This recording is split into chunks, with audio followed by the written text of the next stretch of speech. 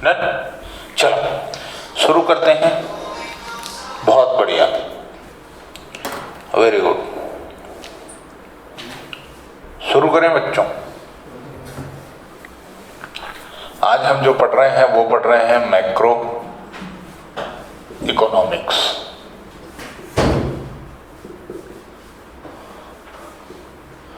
क्या पढ़ रहे हैं हम? Macro economics. अभी इकोनॉमिक्स का क्या मतलब है?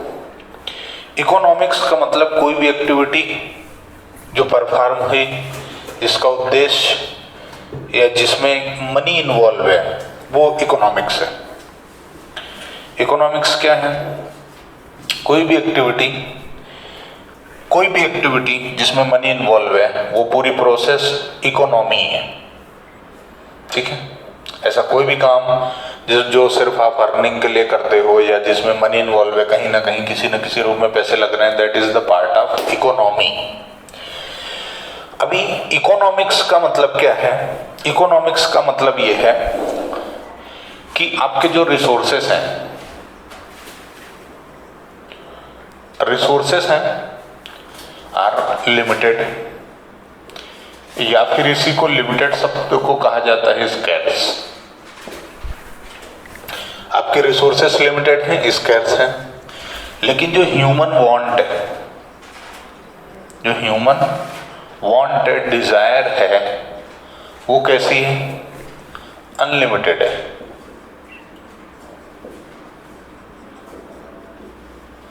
है ना? रिसोर्सेस स्कैर्स हैं, कमी है, लेकिन जो इच्छाएं हैं वो साईं बाबा जैसी हैं, यानी अनंत कोटि ब्रह्मांड नायक। बहुत सारी, हर व्यक्ति की एक इच्छा पूरी होती है, दूसरी इच्छा आ जाती है, दूसरी पूरी हुई, तीसरी इच्छा पूरी हुई, पांचवी, ऐसे इच्छाएं बढ़ती रहती हैं एक के बाद एक, है ना? लेकिन जो रिसोर्सेस हैं वो लिमिटेड है। जैसे फ्यूल है, वो एक लिमिट तक ही अवेलेबल है, उससे ज़्यादा अवेलेबल नहीं है। यदि आप उसका बहुत ज़्यादा यूज़ कर लोगे तो एक दिन ऐसा आएगा कि आपको फ्यूल मिलेगा ही नहीं, है ना? रिन्यूएबल एनर्जी नहीं है वो। कोल एक लिमिटेड क्वांटिटी में अवेलेबल है ना? बराबर है। तो ऐसी जितनी भी चीजें लिमिटेड हैं, लगभग सारी ही चीजें क्या हैं? अपनी उम्र की भी एक लिमिट है, इंसान की भी एक लिमिट है। उसके बाद वो, है ना, भले कोरोना से निपट जाए, कुछ भी कहना हो, लेकिन मेन क्या है कि उसका टाइम पूरा हो चुका है ना? नहीं तो कोरोना किसी का कुछ नहीं उखाड़ सकता। बराबर है। जब तक आपका समय है तब तक आपको कोई कुछ नहीं कर सकता। तो ये जो लिमिटेड रिसोर्सेस हैं और हमारी इच्छाएं अनलिमिटेड हैं, उसके साथ में जो रिसोर्सेस हैं उनके अल्टरनेट यूज हैं। उनके क्या हैं? अल्टरनेटिव यूजेस हैं। ठीक है? अल्टरनेटिव यूजेस का क्या मतलब है? एक ही आइटम बहुत तरीके से इस्तेमाल होता है। मैं अकाउंट भी पढ़ाता हूँ, इकोनॉमिक्स भी पढ़ाता हूँ, लॉ भी पढ़ाता हूँ, बिजनेस स्टडीज भी पढ़ाता हूँ। इसका बहुत सारे से यूज हो सकता है। That's great. दूध है, मिल्क, दूध को डायरेक्ट उबाल के पी सकते हो, चाय बना सकते हो, कॉफी बना सकते हो, पनीर, चक्का, है ना, मावा, घी, बटर, लस्सी, मतलब बहुत सारे यूज है ना? तो ये है अल्टरनेट यूज। अच्छा, दूध की क्वांटिटी, प्रोडक्शन एक लिमिट तक है। भाई जो गाय या भैंस 5 लीटर या 3 लीटर या 2 लीटर दूध दे रही है, वो किसी भी तरीके से छेद दे सकती है क्या? नहीं, उसकी एक लिमिट है, वो उस लिमिट तक ही दूध देगी। बराबर है। लेकिन इच्छा हमारी क्या है? आज तो आओ पनीर ही सूतना यार, कहीं भी हो। बराबर है ना? इच्छाएं तो इच्छा है यार।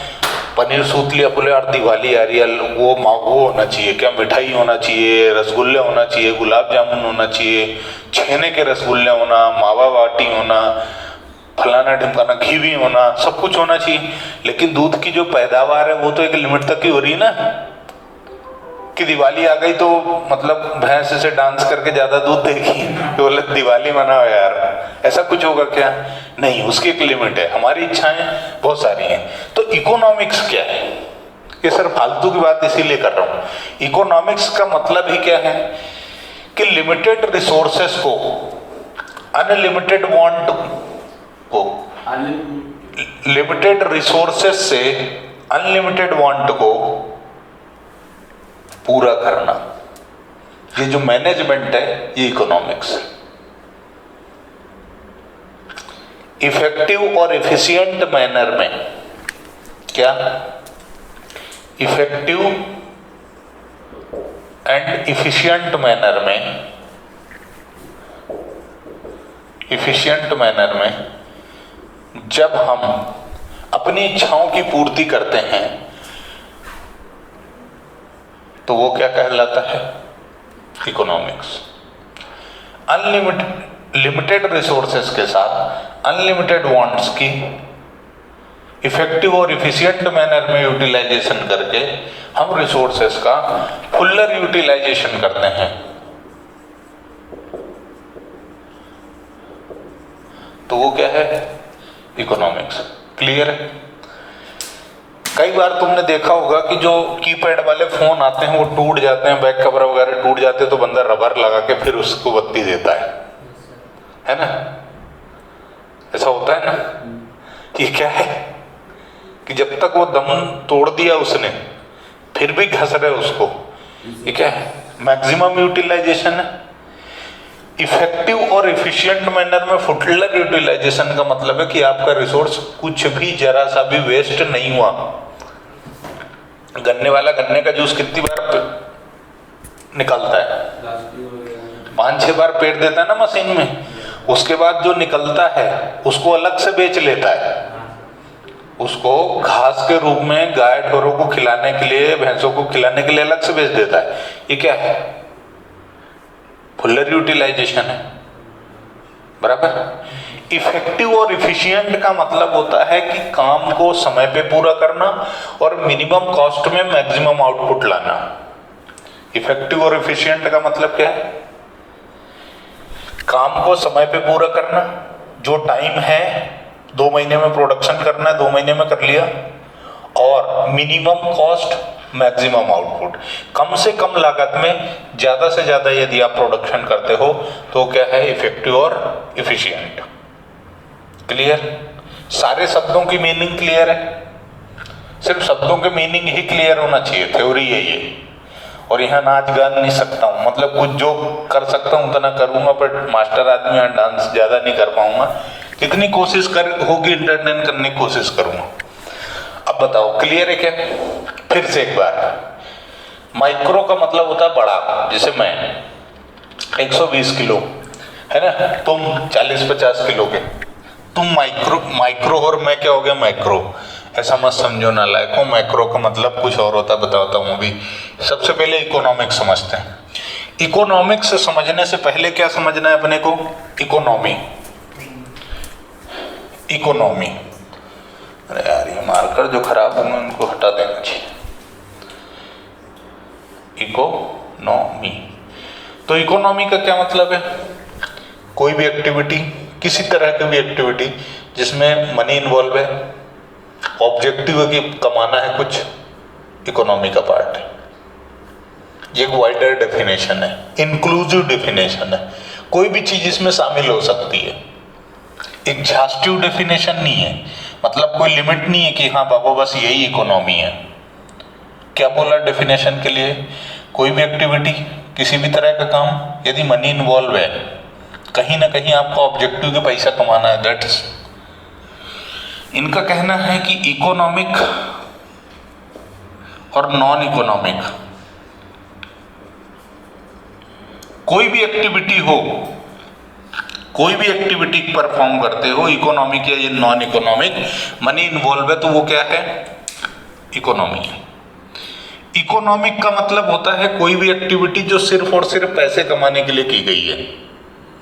इकोनॉमिक का मतलब क्या है, कोई भी एक्टिविटी जो सिर्फ और सिर्फ किस लिए की गई है, पैसा कमाना है। घर में भाई ने खाना बनाया, इकोनॉमिक है। मम्मी ने खाना बनाया, लव एंड अफेक्शन, प्यार मोहब्बत, केयर, नॉन इकोनॉमिक है। सोशल सर्विस, भंडारे में सब्जी बना दी, सोशल सर्विस, नॉन इकोनॉमिक। तो कोई भी एक्टिविटी जो कहीं ना कहीं किसी न किसी रूप में जिसका ऑब्जेक्टिव अर्निंग हो, या सोशल सर्विस हो, या लव एंड अफेक्शन हो, वो क्या है? इकोनॉमी। दोनों चीजें मिला के। क्लियर है? आगे बढ़ूं। एक्टिविटी का क्या मतलब है? कोई भी काम, चाहे मनी अर्निंग के लिए हो चाहे सोशल सर्विस के लिए हो, वो क्या है? एक्टिविटी। एक्टिविटी के दो टाइप, इकोनॉमिक और नॉन इकोनॉमिक। पैसे कमाने के लिए किया, economic. Social service, love and affection, care, non economic. Done? आगे बढ़ो। सब मिला दिया तो इकोनॉमिक। अब आते हैं इकोनॉमिक्स में। इकोनॉमिक्स क्या है? तो इकोनॉमिक्स में देखो, चार महान ज्ञानी पुरुषों ने, मतलब साइंटिस्टों ने, डिफरेंट ने अलग अलग डेफिनेशन दी है। वो डेफिनेशन बुक में लिखी हुई है, तुमको वही समझना होता तो मेरे पास आने की जरूरत नहीं थी, रट लेते, है ना। मतलब समझो क्या है इकोनॉमिक्स। तो इकोनॉमिक्स का मतलब क्या है कि तुम्हारे पास लिमिटेड रिसोर्स हैं। अब लिमिटेड शब्द नहीं लगेगा, स्कैर्स लिखाएगा। क्या लिखाएगा? स्कैर्स। तुम्हें वही याद रखना है, स्कैर्स मतलब लिमिटेड। ह्यूमन बीइंग का जो वांट है, डिजायर, वो कैसा है? अनलिमिटेड है। रिसोर्सेस के क्या है? अल्टरनेटिव यूजेस, है ना। हमारी एक इच्छा पूरी होती, दूसरी खड़ी हो जाती है। लेकिन जैसे दिवाली आ रही है तो दूध प्रोडक्शन एक लिमिट में हो रहा है, लेकिन यूज बहुत सारे हैं। कोई घी बनाएगा, कोई मावा बनाएगा, कोई चक्का, कोई पनीर, कोई बटर, कुछ भी, है ना। तो अल्टरनेटिव यूज हो गया उसका। अब लिमिटेड सोर्स से अनलिमिटेड इच्छाओं को पूरा करना है, अल्टरनेट यूजेस पर यूज करना है गुड्स को। तो जब आप किसी भी गुड्स को फुल्लर यूटिलाइज करते हो इफेक्टिव और एफिशिएंट मैनर में, तो वो क्या हो जाता है? इकोनॉमिक्स हो जाता है। फिर से एक बार और। जब आपकी इच्छाएं बहुत हैं, इन इच्छाएं बहुत हैं आपकी, है ना, लेकिन रिसोर्सेस कम है। भाई साधन, महीने की इनकम, सैलरी, कोई जॉब वाला है, सैलरी फिक्स है, 10,000 मिलना है, 15,000 मिलना है। दिवाली आ गई, कपड़े भी खरीदना, पटाखे भी खरीदना, मिठाई भी खरीदना, घर भी पुतवाना है, दीवारों को भी चूना लगाना है ना। दिवाली में लोग चूना लगाते हैं ना घरों में, दीवारों को। दीवारें भी कुछ कहती हैं। तो दीवारें जब कुछ कहती हैं कि हमको चूना कलर लगाओ, तो आदमी क्या करता है? उनमें चूना लगाता है। सारे मैनेज करना है, सैलरी 15,000 वही जो हर महीने मिलती है, पर बर्डन इस महीने बढ़ गया है। यानी आपके पास लिमिटेड सोर्स है, इच्छाएं बहुत सारी हैं, और उस 15,000 का यूज भी अलग अलग तरीके से किया जा सकता है। अब जो आप मैनेज करोगे ये 15,000 रुपए, कि मेरी इच्छाएं भी पूरी हो जाएं, मेरा सारा काम हो जाए, मेरा 1 रुपया फालतू वेस्ट ना हो, कहीं भी 1 रुपया मेरा वेस्ट ना हो, तो वो है इफेक्टिव और इफिशिएंट मैनर में फुल्लर यूटिलाइजेशन। और ये जो पूरी की पूरी प्रक्रिया है, ये जो प्रोसेस है मैनेजमेंट की, ये मैनेजमेंट ही क्या है? इकोनॉमिक्स। ठीक है। इकोनॉमिक्स के दो टाइप होते हैं। जैसे एक्टिविटी के कितने टाइप हैं? 2, इकोनॉमिक और नॉन इकोनॉमिक। वैसे इकोनॉमिक्स के 2 टाइप हैं, माइक्रो छोटा और मैक्रो बड़ा। ठीक है।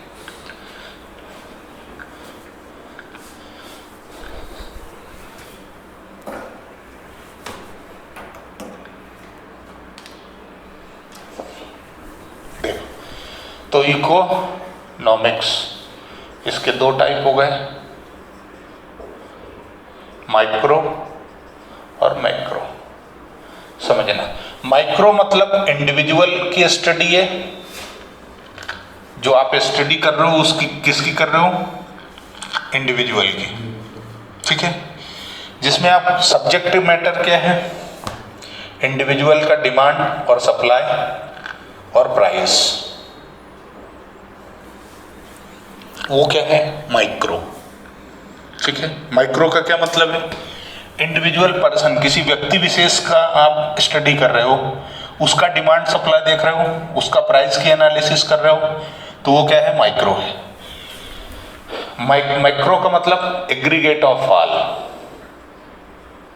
Aggregate, that is sum of all, sum of all, जिसमें सबको मिला लिया। ठीक है, आपको पूरे देश की स्टडी करना है, पूरे देश का प्राइस का एनालिसिस करना है, डिमांड और सप्लाई का एनालिसिस करना है। ये क्या मैक्रो है।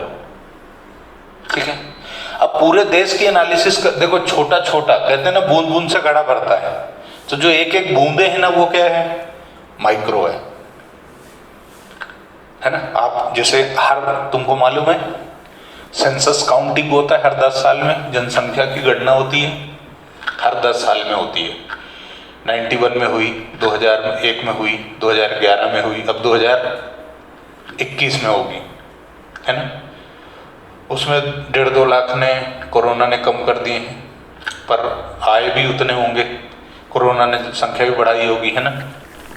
देखो, तो जब आप इंडिविजुअल पूरे भारत की काउंटिंग करना है, तो भारत की काउंटिंग की शुरुआत कैसे करोगे, एक एक शहर की, एक एक नगर की, एक एक जिले की करोगे ना इंडिविजुअल, और फिर वही डाटा मिला के एक कर दोगे।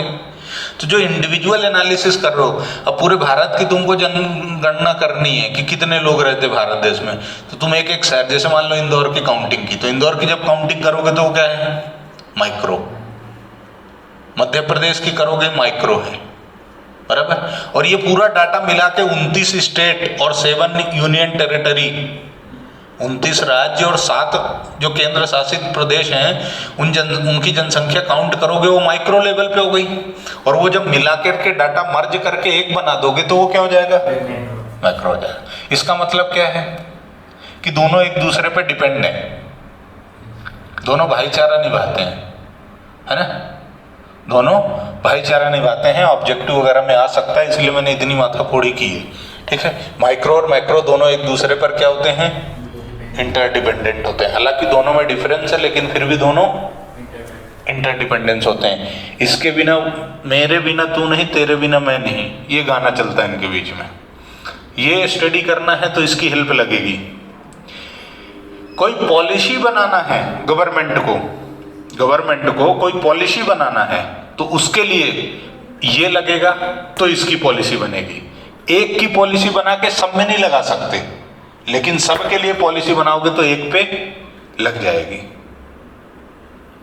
बराबर है ना। गवर्नमेंट जब एसओपी जारी करती कि संपूर्ण लॉकडाउन, वो क्या था, माइक्रो, पर वो लगा इंडिविजुअल पे, है ना, बराबर। क्लियर है, माइक्रो मैक्रो। आगे बढ़ो, चलो अब हम शुरुआत करते हैं माइक्रो में। इतना टाइम हमको लगा माहौल बनाने में, बहुत जो भी पढ़ा है ना, बहुत अच्छे से ध्यान रखना, काम आएगा। बिना उसके आगे की कहानी नहीं हो सकती। खैर, ये बुक से पढ़ाने में मेरे को मजा नहीं आता, मिल जाए तो बहुत अच्छी बात है। फर्स्ट पार्ट और सेकंड पार्ट दोनों पार्ट लाएंगे, बहुत बेस्ट बुक है यार वो। फिर भी let's start with the book. कुछ चीजें देखते हैं। Meaning of macro economics. The term macro in English has its origin in the Greek term macros, which means large, make it large, है ना, make it large। काय का add आता है, बैक पाइपर का, रॉयल्स, बहुत बड़ी, बहुत बड़ी। In the context of macroeconomics, large means economy as a whole, पूरी complete India, है ना। Thus, macroeconomics is defined as that branch of economics which studies economic issues or economic problem at level of an economy as a whole। देखो, इन्होंने बात की problem की, तो problem क्या होती है वो समझो। इन्होंने किसकी बात की, प्रॉब्लम की, तो प्रॉब्लम क्या होती है वो समझते हैं। तुमने देखा, क्या देखा, कि जो रिसोर्स है वो लिमिटेड है और उनके अल्टरनेट यूज हैं, है ना। और ह्यूमन जो बीइंग है उसकी जो वांट है या फिर डिजायर है वो कैसी है, अनलिमिटेड है ना। रिसोर्स, संसाधन कमी है, अल्टरनेटिव यूज भी है ना। और लेकिन अब आदमी मानने को तैयार नहीं है, है ना, बहुत सारी इच्छाएं हैं उसकी, पूरी करनी है उसको। यही क्या है प्रॉब्लम, यही क्या है प्रॉब्लम। यहां से तुमको क्या लगता है कि कौन सी प्रॉब्लम जनरेट हो रही है? एक तो प्रॉब्लम ऑफ लिमिटेशन यानी स्कैर्सिटी, एक तो ये समस्या है। दूसरी समस्या क्या है? अल्टरनेट यूज है, यानी कि काय की समस्या है, लिमिटेड सोर्स है, अनलिमिटेड इच्छा है और अल्टरनेटिव यूज है। यानी पहली समस्या तो स्कैर्सिटी हो गई। दूसरी समस्या क्या है? एलोकेशन। दूसरी समस्या क्या है? एलोकेशन। एलोकेशन मतलब भाई मेरी इनकम जो है वो कितनी है? 15,000 है ना, मेरे को पूरी दिवाली की बैंड बजानी है ना भाई। हर महीने जो एक्सपेंसेस होते थे वो इस महीने भी होंगे क्या? नहीं, वो तो होंगे ही होंगे, साथ में एक्स्ट्रा फटाके लाना है ना। अब फटाके लाने में फट जाए बात दूसरी है जेब, लेकिन फटाके तो लाने ही पड़ेंगे क्योंकि दिवाली है ना। यानी समस्या क्या है कि इस 15,000 को मैं कितना घर खर्च में डाल दूं, कितना दिवाली में डाल दूं, बराबर है। कौन सी समस्या है? एलोकेशन की। और ये एलोकेशन की जो समस्या है, ये समस्या कहलाती है central problems of an economy. इसी को क्या बोला गया है? Central problem of an economy. कोई तुमसे पूछे तो समझ जाना कि बात काय की कर रहे हैं? एलोकेशन की बात कर रहे हैं। एलोकेशन मतलब जो मेरे पास लिमिटेड सोर्स है, उस लिमिटेड सोर्स को मैं किस तरीके से बांट दूं कि मेरी इच्छाएं पूरी हो जाएं और मेरा जो रिसोर्स है वो वेस्ट ना हो, फुल्लर यूटिलाइजेशन हो, मैक्सिमम निचोड़, गन्ने की तरह उसको निचोड़ के इस्तेमाल करूं मैं। उसके बाद जो कचरा निकला है वो भी बेच लूं, है ना। आदमी तेल का डब्बा लाता है 15 लीटर का, तेल पूरा यूज कर लेता है, फिर उसमें आटा डाल के फिर अलग से निकाल लेता है, उसके बाद वो डब्बा भी 15-20 रुपए में बेच देता है। क्या ये? फुल्लर यूटिलाइजेशन, इफेक्टिव और इफिशिएंट मैनर में, बराबर है। एक बूंद टपकने नहीं देता, है ना। क्या करोगे, मजबूरी है ना, समझ रहे हो। आगे बढ़ूं, माहौल बन गया है ना। चल देखो, It studied the economic questions that concern the welfare of the resident of a country. Welfare की बात करता है, और वेलफेयर का मतलब यही है कि हमें हमारी इच्छाओं को पूरा किस तरीके से करना है, रिसोर्सेस को किस तरीके से यूटिलाइज करना है। तो central problem of in economy कोई पूछे तो क्या है बेटा? एलोकेशन की समस्या। और एलोकेशन की क्या समस्या है? 3 समस्याएं हैं। What to produce, how to produce और for whom to produce। क्या बनाएं, कैसे बनाएं और किसके लिए बनाएं। क्या बनाएं का मतलब क्या है? कैसे, किस तरह के गुड्स बनाएं। गुड्स भी अलग अलग होते हैं, industry related goods, house hold related goods, war related goods. युद्ध भी तो जरूरी है ना।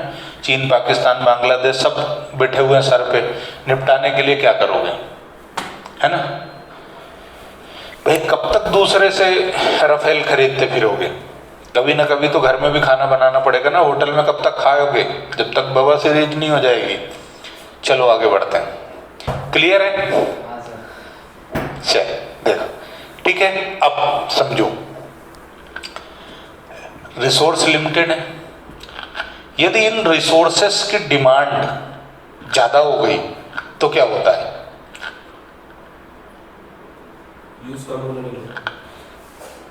डिमांड ज्यादा होने का मतलब क्या है? कि यूज बढ़ गया है, लोग ज्यादा खरीद रहे हैं। इसका क्या मतलब है? Rise in price of the commodity. अरे भाई, दिवाली के सीजन में चीजें महंगी हो जाती है ना। क्यों? क्योंकि सप्लाई तो फिक्स है भाई, दूध तो फिक्स ही आएगा ना, लेकिन हम उसका इस्तेमाल जो सिर्फ पीने या चाय बनाने में कर रहे थे उसको अब क्या करेंगे? चक्का बनाएंगे, पनीर बनाएंगे, छाछ बनाए, मतलब दही जमाओगे, है ना, और हाँ मतलब मावा बनाओगे, बराबर है, घी निकालोगे, इस तरीके से उसके अल्टरनेटिव यूज बढ़ा लोगे ना। लेकिन सप्लाई तो फिक्स है ना। गौ माता ने जो गोरस दिया है उसकी तो लिमिट है, 2 लीटर दे रही तो 2 ही देगी, है ना। कि दिवाली आ गई तो नहीं बाबा अब तो मेरे को 10 लीटर देना है, ऐसा होगा क्या? नहीं ना, बस वही है। तो इससे क्या होगा, प्राइस राइज होंगे। और ये प्राइस बढ़ने का मतलब क्या है, बहुत अच्छे से समझना, है ना। ये जो मैं फालतू बातों में समय दे रहा हूं ना, तुमको बाद में समझ में आएगा कि नहीं आ रहे, तो चैप्टर ही खत्म हो गया। Rise in price of commodity, rise in price of commodity, ये विच लीड्स टू, या फिर नोन एज इन्फ्लेशन।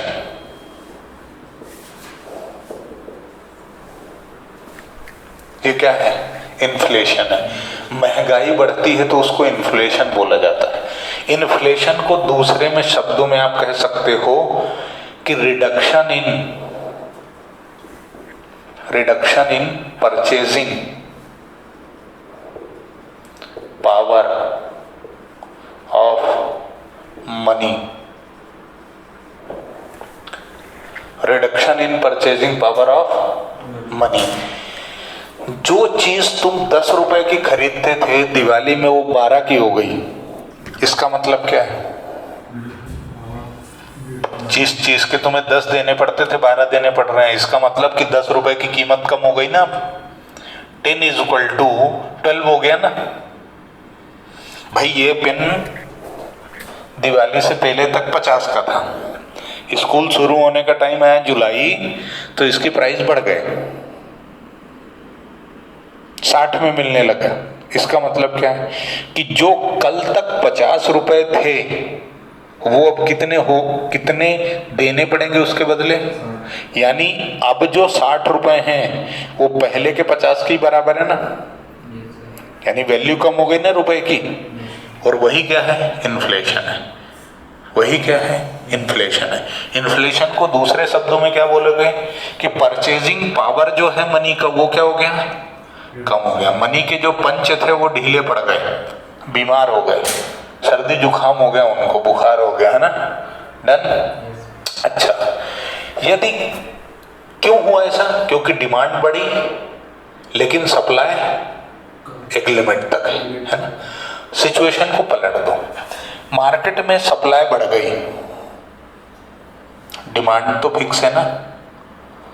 ऐसा है क्या कि नमक का प्राइस कम हो जाएगा तो तुम उसका कंजम्पशन बढ़ा लोगे, नमक का वो पियोगे घोल के शरबत, ऐसा तो नहीं करोगे ना, जो कंजम्पशन था वही रहेगा। ऐसे ही किसी चीज का प्राइस कम हुआ, किसी चीज का प्राइस कम हुआ, क्यों हुआ, क्योंकि उसकी सप्लाई बढ़ गई, डिमांड तो लिमिट तक है। अब उसकी डिमांड बढ़ाने के लिए क्या करोगे, प्राइस कम करोगे। तो वो क्या कहलाता है, डिफ्लेशन। वो क्या कहलाता है, डिफ्लेशन। ठीक है। डिफ्लेशन का मतलब क्या है, increase in purchasing power of money. पैसे की जो क्रय करने की क्षमता है वो बढ़ गई, और यहां क्या है, घट गई। ठीक है। डिफ्लेशन और इन्फ्लेशन क्लियर है। डिफ्लेशन का मतलब ये है कि प्राइस जो है कमोडिटी का, वो जैसे यहाँ पे क्या है राइज, यहाँ पर क्या जाएगा रिडक्शन, रिडक्शन इन प्राइस। ठीक। Reduction in purchasing power of money है, यहाँ क्या आ जाएगा, इंक्रीज, बदल जाएगा, राइज यहाँ चला जाएगा और ये यहाँ आ जाएगा। इधर क्या लिखोगे, reduction in price of commodity which leads to deflation, that means rise in purchasing power of money. यानी ये जो 50 रुपए का मिलता था, गर्मी की छुट्टियां लगते ही 40 का हो गया। परचेसिंग पावर कम हो गई, बढ़ गई ना। अब जो हमें 50 देने पड़ते थे उसकी जगह 40 देने पड़ेंगे, यानी रुपए की वैल्यू बढ़ गई ना। रुपए की वैल्यू बढ़ गई तो ये क्या है, और 50 की जगह 60 देने पड़ रहे थे, मतलब ठीक है। एक बार वीडियो रिपीट करके जरूर देखना, ठीक है।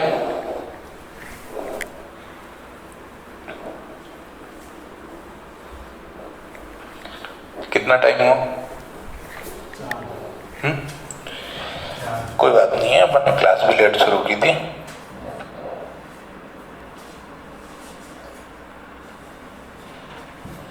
तो गवर्नमेंट क्या करती है, मतलब जो माइक्रो इकोनॉमिक्स है वो किस काम आती है? पॉलिसी बनाने के काम आती है। किस तरीके से जो इकोनॉमी में अप्स एंड डाउन्स हैं उनमें बैलेंस बनाना है। ये काम कैसे होता है? इकोनॉमिक्स की स्टडी करके, माइक्रो और मैक्रो दोनों पढ़ के, ठीक है।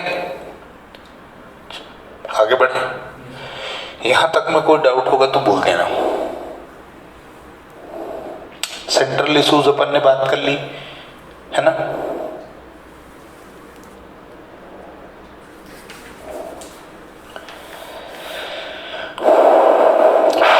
देखो, अब जो इकोनॉमिक्स, माइक्रो इकोनॉमिक्स के अंदर पार्ट ऑफ स्टडी है, जो इसका स्कोप है, स्कोप इसका जो है वो क्या है, यानी क्या क्या इसमें होता है। तो पहला इसमें होता है एस्टिमेशन ऑफ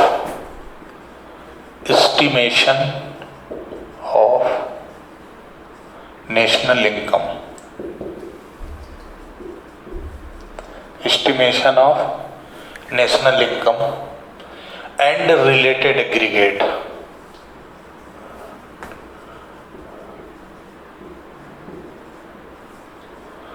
स्पेलिंग थोड़ी बहुत इधर उधर हो जाए तो तुम देख लेना, है ना।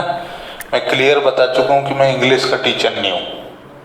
एक आध शब्द इधर उधर हो जाए, AGGREGATE एग्रीगेट, ठीक है। और कर रहे हैं तो एग्रीगेट्स कर लो। तो क्या करता है माइक्रो इकोनॉमिक्स? नेशनल इनकम का एस्टिमेशन करता है और उस नेशनल इनकम के कैलकुलेशन से रिलेटेड जितनी भी चीजें होती हैं सबको कंसीडर करता है। कैसे करता है वो हम आगे जब वैल्यूएशन ऑफ नेशनल इनकम करेंगे या measurement of national income chapter पढ़ेंगे। Methods of valuation of national income में 3 मेथड हैं, तो वहां पर हम वो सारी चीजें डिस्कस करेंगे, ठीक है। अभी हम ये देख रहे हैं कि माइक्रो इकोनॉमिक्स में पढ़ना क्या है, बराबर। लाइट चली गई, कोई बात नहीं है। दूसरा है theory of employment, theory of employment. हाँ, थ्योरी ऑफ एम्प्लॉयमेंट, रोजगार के बारे में पढ़ना। उसके बाद theory of money, theory of money पढ़ना है, ठीक है। और क्या पढ़ना है? इन्फ्लेशन और डिफ्लेशन पढ़ना है। इन्फ्लेशन एंड डिफ्लेशन पढ़ना है। इन्फ्लेशन एंड डिफ्लेशन क्या होता है? Theory of price, theory of price, ठीक है। सब कुछ है, बुक में मत चेक करो, सिर्फ सुनो और समझो। फिर है role of government in economy, in an economy. सरकार की क्या भूमिका है, ठीक है। उसके बाद है एक्सचेंज, एक्सचेंज मतलब फॉरेन एक्सचेंज, ठीक है। एक्सचेंज मतलब फॉरेन एक्सचेंज। बस यही माइक्रो इकोनॉमिक्स में पढ़ना है, इतने ही चैप्टर पढ़ना है, इसके अलावा कोई चैप्टर नहीं है। ये चैप्टर के नाम है, भले किसी भी रूप में लिखे हों, चैप्टर का नाम ही यही है, बराबर। ठीक है, आगे बढ़ो, एक एक चीज समझेंगे। अब आगे बढ़ता हूं।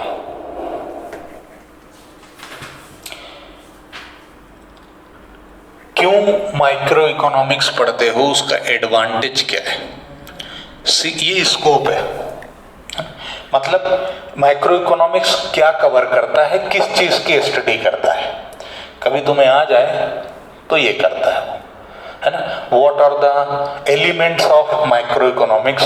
तो these are the elements, scope है ना, सब्जेक्ट मैटर ऑफ स्टडी, सारी चीजें यही है।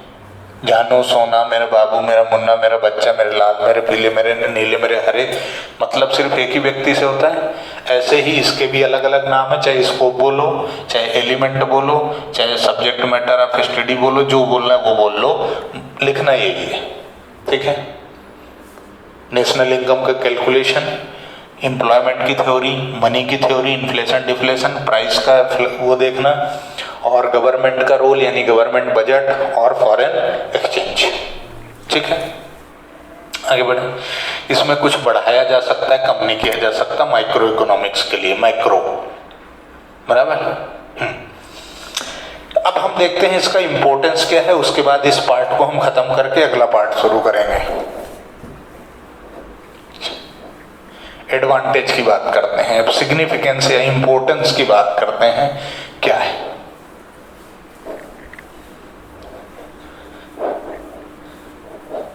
देखो, डिस्क्रिप्शन ऑफ द इकोनॉमी, ये क्या देता है हमको? Description of economy. जब हम माइक्रो इकोनॉमी की स्टडी करते हैं ना, तो हमको मालूम पड़ता है कि हमारी इकोनॉमी कैसी है, डेवलपिंग है, अंडर डेवलप्ड है या डेवलप्ड है ना। यूं कह सकते हो, micro economics offers a deep description of economy, estimation of national income, study of unemployment, government budget, मतलब जो हमने वो चीजें लिखी थी 5, वही है डिस्क्रिप्शन। उसके बाद road map of growth and development, उसके बाद क्या देता है हमको, किस बारे में ज्ञान देता है? Road map of growth and development, मतलब इकोनॉमी, माइक्रो इकोनॉमी हमको ये बताता है कि हमारी जो ग्रोथ है वो किस लेवल पर है। तुमने सुना होगा, सरकार का कहना है कि जीडीपी बढ़ गई, जीडीपी कम हो गई, ऐसा बहस करते हुए नेताओं को सुना होगा। जीडीपी का मतलब क्या होता है? Gross domestic production. Gross domestic product का मतलब ये है कि जो जिस कंट्री के हो, उस कंट्री का जो इकोनॉमिकल बाउंड्री है, उस इकोनॉमिकल बाउंड्री में कितना प्रोडक्शन हुआ है, समझे? ग्रॉस डोमेस्टिक प्रोडक्ट का क्या मतलब है कि उस कंट्री में ड्यूरिंग द ईयर कितना प्रोडक्शन हुआ है, गुड्स और सर्विसेज का, बराबर। तो इसके बाद इकोनॉमिक स्टेबिलिटी, इकोनॉमिक स्टेबिलिटी क्यों? इन्फ्लेशन और डिफ्लेशन को कंट्रोल करता है। वो इनबैलेंस सिचुएशन होती है, प्राइस ज़्यादा बढ़ गए, महंगाई ज़्यादा बढ़ गई, गरीब आदमी मरता है फिर भूखा, उसको कंट्रोल करना है। ज़्यादा वो हो गई तो व्यापारी मरता है। प्राइजेस बहुत ज़्यादा बढ़ गए तो लोगों पे बर्डन, प्राइजेस बहुत ज़्यादा कम हो गए तो व्यापारी पे बर्डन। तो इस सिचुएशन को बैलेंस करने का काम कहाँ से होता है? माइक्रो इकोनॉमिक्स से। ये मदद करता है। कैसे मदद करता है? इन्फ्लेशन डिफ्लेशन की स्टडी करके, प्रोडक्ट नेशनल इनकम का कैलकुलेशन करके कि देश में इनकम कितनी है, प्रोडक्शन कितना हुआ। उसके बाद balance of payment, BOP, foreign exchange, foreign से हमारा इंपोर्ट और एक्सपोर्ट कैसा है। यदि हम ज़्यादा इंपोर्ट कर रहे हैं यानी हमें पेमेंट ज़्यादा देना है, इंपोर्ट कम कर रहे हैं मतलब हमें कम पेमेंट देना है ना। ये चैप्टर है, बैलेंस ऑफ पेमेंट एक चैप्टर है तुम्हारा सबसे आखिरी वाला, वहाँ हम इसके बारे में डिटेल में डिस्कस करेंगे। फिर प्रॉब्लम है किसकी? पॉवर्टी की, पॉपुलेशन की, इन्वायरमेंट की। ठीक है, इन्वायरमेंट की। सबसे इंपॉर्टेंट जो काम है वो है पॉलिसी फार्मूलेशन। पॉलिसी फार्मूलेशन, पूरी की पूरी रामायण ही किस लिए होती है? ऊपर से नीचे तक जितने भी काम हुए हैं वो किस लिए होते हैं? कि गवर्नमेंट पॉलिसी बना सके इन्वेस्टमेंट का पॉलिसी बना सके। इसीलिए क्या होता है, इतनी सारी चीजें पढ़ी जाती हैं।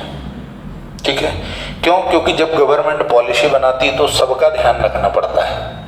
सबका ध्यान कैसे रखना पड़ता है? गरीब का भी, अमीर का भी, नौकरी पेशे वाले का भी, व्यापारी का भी, किसान का भी, हर तरह के लोगों का ध्यान रखना पड़ता है जो भी उस देश में रह रहे हैं। उसके साथ में सरकार जो सरकारी खर्चे करती है इंफ्रास्ट्रक्चर डेवलप करने में, सिक्योरिटी में, इन चीज़ों पर जितना भी एक्सपेंस होता है उसका भी ध्यान रखना पड़ता है, यानी गवर्नमेंट बजट। ठीक है, तो यहाँ से एक बेसिक इंट्रोडक्शन खत्म होता है। अब हम इसके आगे की शुरुआत करेंगे अगले पार्ट में। अभी तक के लिए सिर्फ इतना।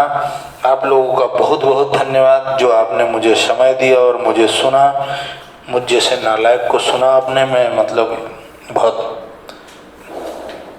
भावुक हो गया हूँ, मेरे आंखों में आंसू नहीं आ जाएं, इसलिए मैं इस लेक्चर को यहाँ ख़त्म करता हूँ और अगली रिकॉर्डिंग जल्द शुरू करूँगा। जाओ मत।